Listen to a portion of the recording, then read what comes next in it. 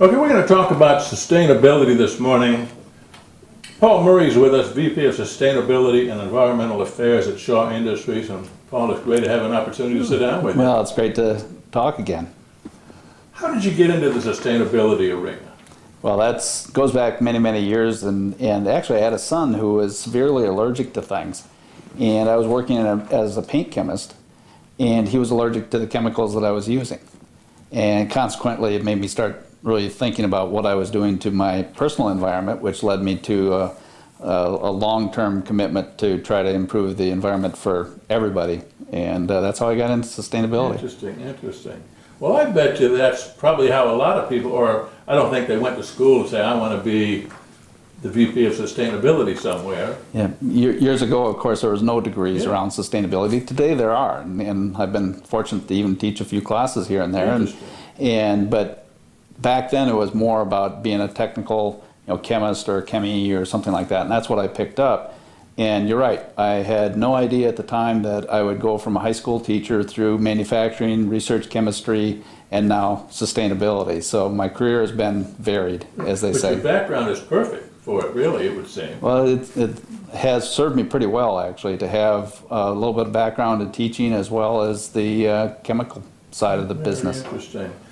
Let me ask you just to start off this conversation. We have a lot of retailers, aligned retailers of Shaw listening. Talk about sustainability as a basic corporate philosophy and what it means to them and what it means to their customers as well. Well, in reality, I think most people really feel that there's a need to pay attention to the future, and creating a better future is actually a corporate value that we have, that we really aspire as a vision to always look at creating a better future, whether it be for our products, for our customers, for our employees, for the communities that we serve. It's really about paying attention to that future focus.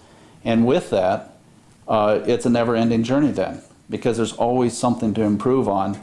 And that's what makes getting up and coming to work kind of exciting, that we get to play in those games of really making sure that the company is paying attention to that future focus. Mm-hmm. And it really becomes a corporate philosophy, I guess, in every decision when you really get down to it. We actually have a corporate sustainability business strategy.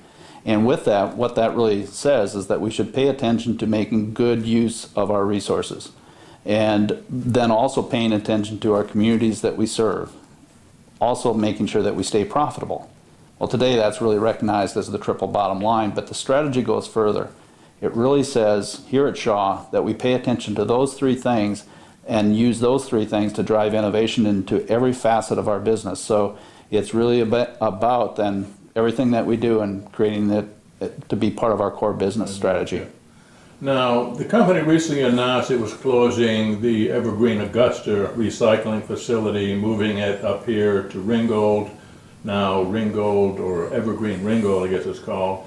Talk about that decision to close that Augusta facility. Well, it's again paying attention to the future and what has changed in the last 4 years since I joined Shaw 4 years ago is that the increase in polyester use as a carpet fiber. And our recyclers then have seen that change come up off the floor, and they can't really recycle polyester. And Evergreen Augusta was really focused on nylon. And so it was getting old and creaky, and we really then went out to innovate new technology to drive the ability to do all three polymers that are currently used as the primary polymers. They're either nylon 6, nylon 6,6, or PET, or polyester. And the good news is the new technology actually allows us to work on all three and recycle all three versus the Evergreen Augusta was only for nylon 6. Okay. Well, talk about that new technology. I mean, this has changed the industry, really. The fact that there's so much PET being collected really changed the industry. It really did. And of course, any time that you make a durable product, whether it be an automobile or a carpet, when you have a complex product like that, taking it apart is the toughest task. And this new technology is proprietary. Really can't talk a deep dive here, but it really allows us to take and separate the backing from the carpet fiber itself, so that the fiber is then a usable polymer that can be recycled. Okay, and that uses more than, well, now the process, as I recall, digging back into my archives here, in Augusta, was a chemical process? It was a chemical process, and this is more of a mechanical process. Okay, but the difference is it yields more fiber. It yields more fiber, and it yields a very clean fiber when we're done with it, whether it be polyester or nylon. Either of the nylons, we will end up with a very low ash content, which makes it usable for many uses in the automotive industry, or who knows where the engineered plastics will be used. Okay, so the uses for the polyester, talk about that. Well, right now we're still exploring what they are, because quite frankly, nobody's really had a polymer or a fiber stream coming from carpet that's going to be as clean as what we're producing up there. So we do know that the automotive industry uses a fair amount of used or recycled content, and so we look at them as one of the big users, if you will. But there's all kinds of different products that use recycled content, and we're looking at them all. I see. Where do you see, we're talking about the problem or the overabundance of polyester and how that's really changed things in a major way. How do you see that working out long term? I mean, 5 years, is it going to be more polyester than nylon, or is it going to equalize? I think it has gotten to the point now where polyester is almost equal to nylon, if not equal. It depends on where you draw the line in the sand, but say that it is equal. Today, our collector network has trouble getting rid of it.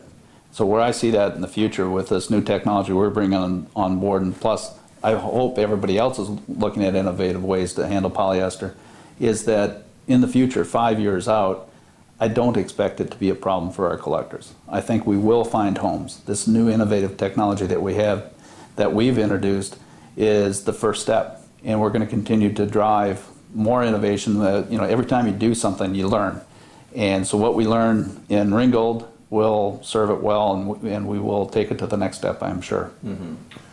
Now, when you say the new technology, your technology takes the polyester fiber off of the backing, right? Correct? And then, now what do we do with it, is the question. Then that's where I say we will find homes for it, Okay. Whether it be in the automotive industry or just in engineered plastics in general, from garbage totes to plastic bins that are sold around the world, actually. So we think that there will be a home for it. The equation for nylon is quite different than the equation for PET, based on, I guess, the cost of virgin. So does that makes the PET problem a good deal more difficult? Right. Well, and quite frankly, the cost of oil today being so low has really affected the recycling markets around the world. And so nylon and polyester are both affected. The polyester is even more difficult in that for a recycled polyester carpet, there's not a good way to get it separated. We're going to change that. The polyester coming to us has actually been relatively inexpensive because we've been using recycled soda bottles and pop bottles, and we have a very large facility that takes care of that. Nylon, virgin nylon, is very inexpensive compared to a recycled stream, and so we will see that as long as the price of crude is so low, we'll see that imbalance both in polyester and nylon.